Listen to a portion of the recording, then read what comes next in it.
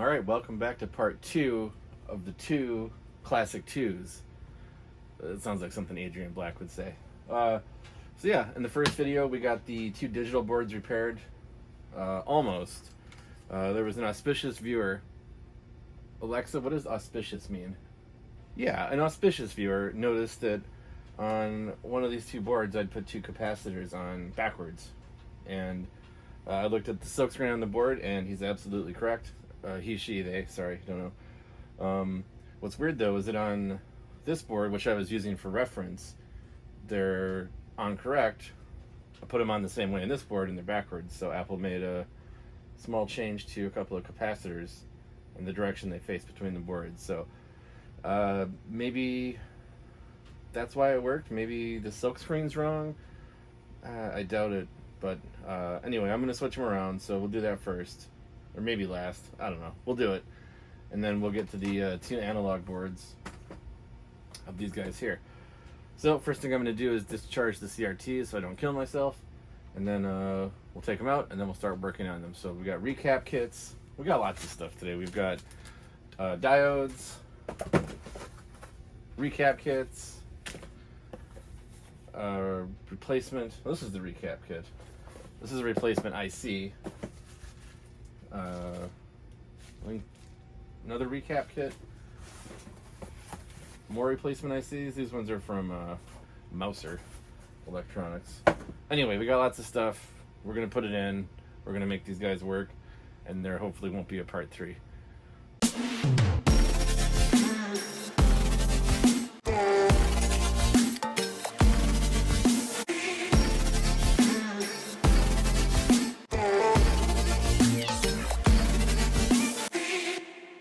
Alright, so we've got our analog board out here.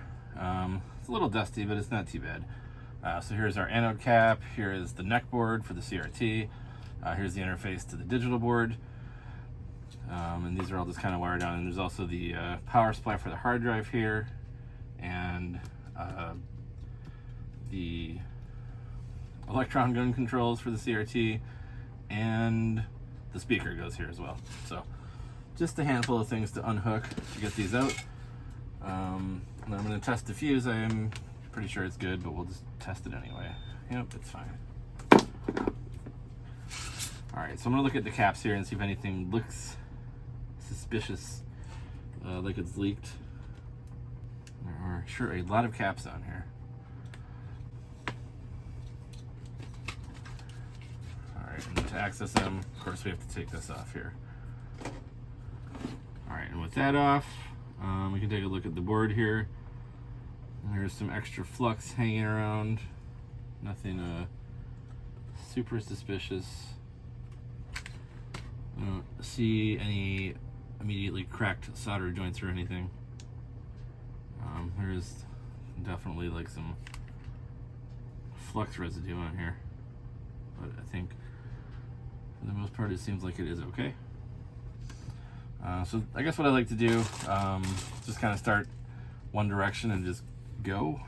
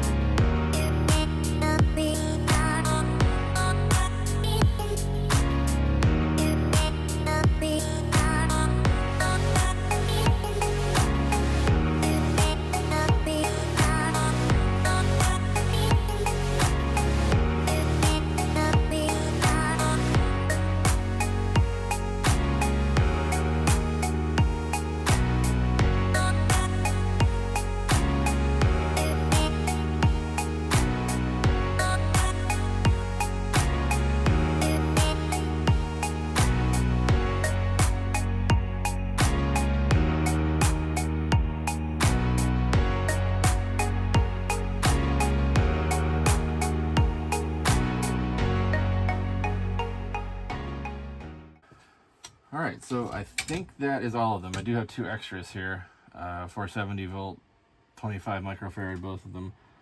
But I think I got all the capacitors on this board. This console 5 kit is also for the Macintosh TV analog board. It's possible it has 2 extra capacitors that this one doesn't. But they were close enough that they just made it one package to save on inventory or whatever they were doing. But yeah, these are pretty big ones, so I don't think I'd be missing these anywhere. All right, so next step is to test this out. So we'll get it plugged back into the system here. All right, so my camera ran out of battery right when I was putting things back together and doing a final test, and I didn't realize. So let me catch you up. So I got the board back installed. I have the analog board back installed. I have the digital board that I believe works in here. And if I plug it in and then very carefully don't touch anything on this board and turn it on, it spins up the hard drive. You can hear that. And we get the jail bars. So I'm reasonably confident this board works, but I think there's still a problem with this analog board. So on these analog boards, there is a little resistor kind of buried back right in the middle that you don't want to really get too close to when the machine's running, because there's a lot of high voltage in there. But you can adjust it to change the voltage that's coming out of the analog board. So I went ahead and did that, and I turned it basically all the way up. I was getting about 4 volts on the 5 volt rail and 11 volts on the 12 volt rail. So I turned it all the way up. And now if I check the 12 volt rail, we're getting 11.3, which is low. If we check the 5 volt rail, we're getting 4.5, which is like basically the bare minimum. The system might work with 4.5, but obviously in this case, it is not. You can see that sometimes it goes to a full gray screen, but it's wavy, and that's just because the voltage isn't being generated correctly. So that means this analog board still needs more work. All right, so on this board with low voltage, I'm going to replace first the 2 diodes, DP3 and DP4.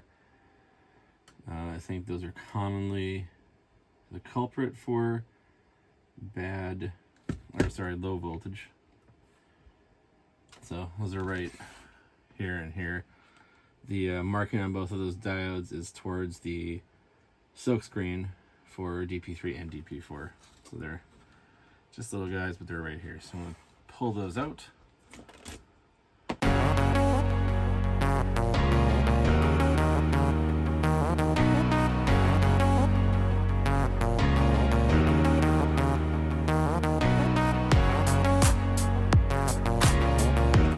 Alright, so we'll start with that. We'll see if that resolves the issue. It may not, but we will give it a try. So I did note which analog board came from which system, so I wouldn't swap them, because the CRTs would need to be adjusted if we swapped them, so prefer not to do that. So this is chassis 2 I need.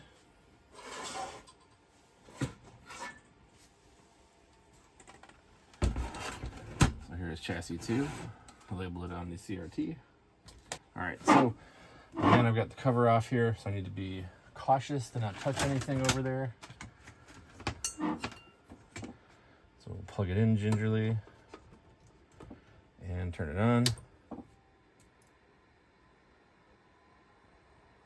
So we're getting very low voltage there. So I'm gonna unplug it, and then we'll turn up the variable resistor here in the middle.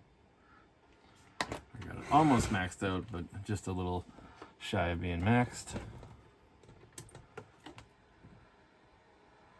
Yeah, so we're still getting a low voltage. So we need to do a little bit more troubleshooting on this board still. And by troubleshooting, I mean replacing components. We got a couple of ICs we want to swap out here. So I will get the CRT discharged and get the analog board back off.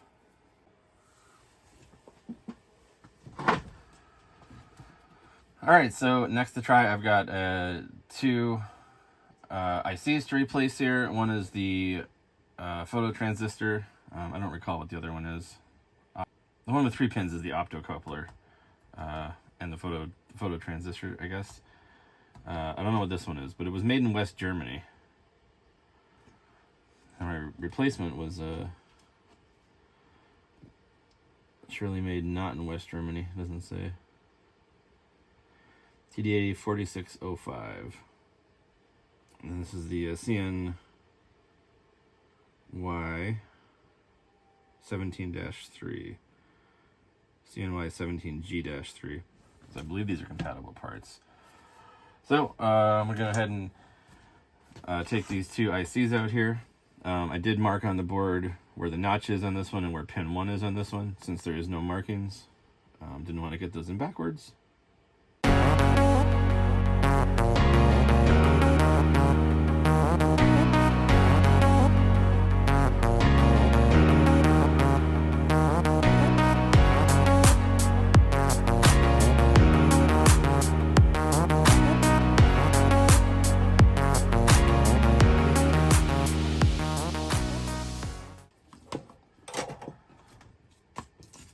Do I think this will fix it? I'm going to say 20% chance. And I don't have a chip tester, so I can't look at these old ones to see if they're good or bad. I will put them in the bad parts bag, though. Let's test the 5-volt rail first again. Switch to volts DC. Got it off. Let's do a double check. I got the ground. Anode cap in, neck board. Got that plugged in. Hard drive's plugged in. Digital board. All right. I think we're good for a test. Is it going to explode? It's a very unlikely, less than a 1% chance. But I'm going to stand up just in case, and I hit it with this. Well, there we go. We got the boot chime, and we're getting 4.9 volts, which is within spec. I see cursor on the display. Let's check out the 12-volt rail. 11.75, good enough. All right, so I'm going to spin it around very carefully because exposed high voltage over here. But as you can see, we now have a working Classic 2. So this is the digital board where the caps were put on correctly. So I'm going to go ahead and get this one all buttoned up, and then we'll get back to the next one. So what are the chances of this hard drive actually working? I'm going to guess not super great, given all the other problems with the system, but let's give it a try.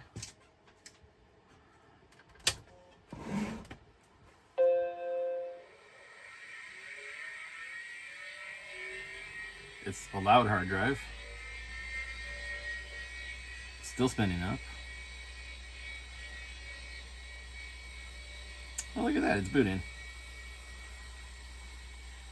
How interesting.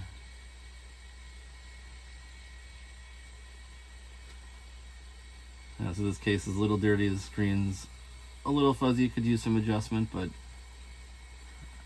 what was once a piece of e-waste now has some life breathed back into it. Alright, well I just noticed the camera was pointed too far down, couldn't see what was on the screen, but we did get it to boot up. And his hard drive is named Serenity. Very cool. Alright, well I don't know how long this hard drive has left in this world, but I think we'll leave it in there for now since it is working. I should have plugged the mouse in. I guess I didn't really expect it to work, so I didn't plug a mouse in.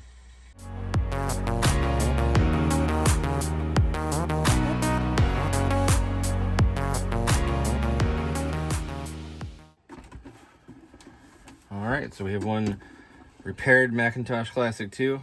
A little dirty, but it works. We'll clean it up later. Alright, so on to our second analog board. I do have a recap kit for it, though I'm not sure that it necessarily needs to be recapped.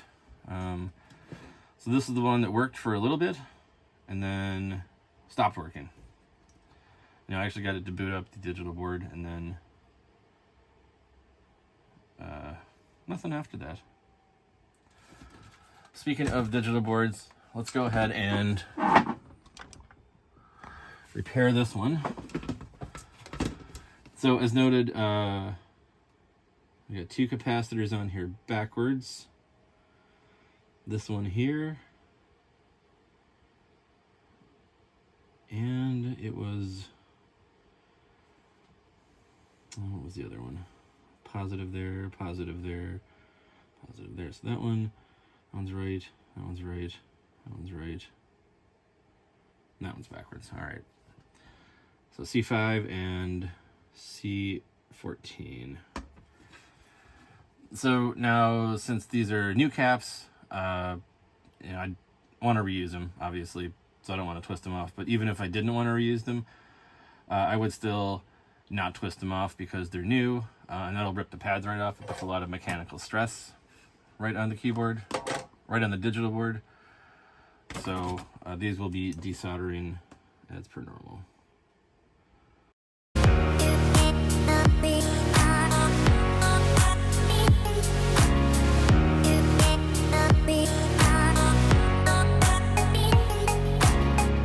Plus, plus, plus, plus, plus that way, plus this way, plus this way, plus this way. All right. So this board is now fixed, hopefully, unless Apple put the screen print on wrong and that just broke it, but I can't imagine that's the case. All right. So over to the analog board here. So going from a working state to a non-working state. Does it need to be recapped? Well, these caps are pretty dirty. Probably it needs a recap. But it was working. I doubt a capacitor failed completely like that, so I'm thinking it's more possible that one of the diodes died or one of the ICs that we replaced on the other board. So I'm going to start there. I'm not saying that I'm not going to recap it. It definitely is of that era of machine that needs to be recapped 100%. But I just want to start with the other components here first. So we'll take out this one and this one. And again, I'm going to mark... Actually, I don't need to because it's on the silk screen underneath the chip. But I'm still going to mark where pin 1 is on these boards. Just so I don't lose it, in case it's not silk screened on.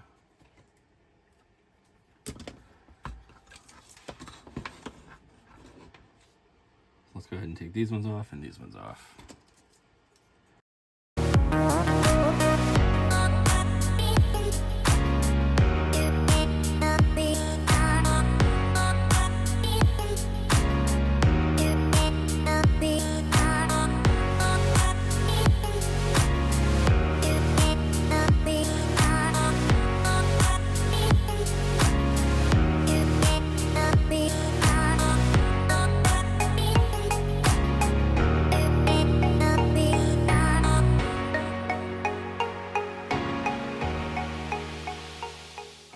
So what do we think?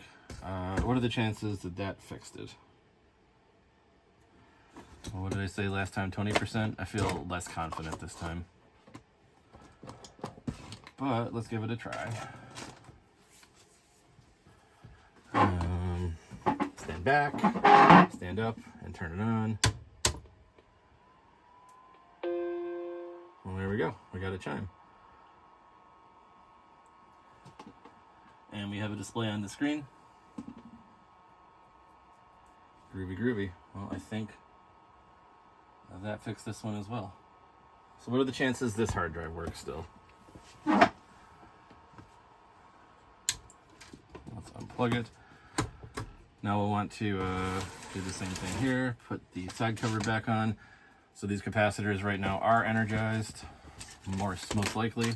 They probably have trickle discharge resistors on them, so after a bit they will not be energized, but right now they definitely are, including the CRT, which itself is just basically a giant capacitor.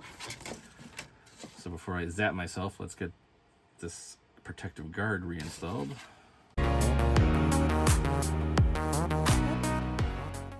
spin this around, move the camera up a little bit. There we go. So I'm gonna go ahead and plug in the floppy drive. I'm gonna plug in SCSI cable. And then power to the hard drive. Well, let's see if this hard drive works.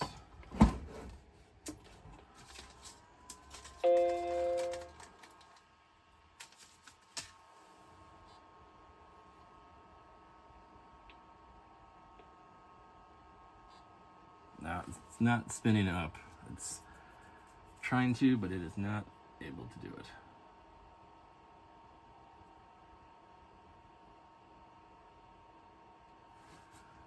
So we should get the flashing question mark here. Yeah, there we go. All right, well, no worries. Hard drives are easily replaced, but we got this one working. So.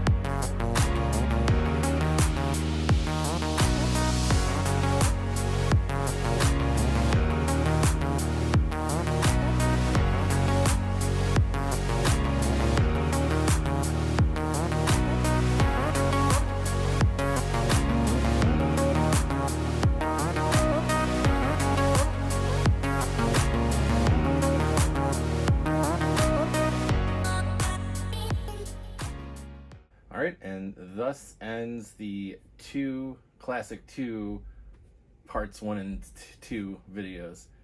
So on the more yellowed Classic, we did a recap of the analog board. We replaced the two ICs, we replaced the diodes, and then a full recap of the digital board. On the less yellowed Classic 2, just the ICs and diodes on the analog board, and then of course a full recap of the digital board as well. So they're both up and running. I think this was a pretty fun project for me. Like I said, I haven't played with Classic 2s before, but I think, in my opinion, they're definitely some underrated machines. Anyway, thanks for watching. Hope you enjoyed the two-part series here, and I'm happy there won't be a part 3. Anyway, we'll see you in the next video. Hi guys! Make sure to like and subscribe, and watch more of our videos later. Bye!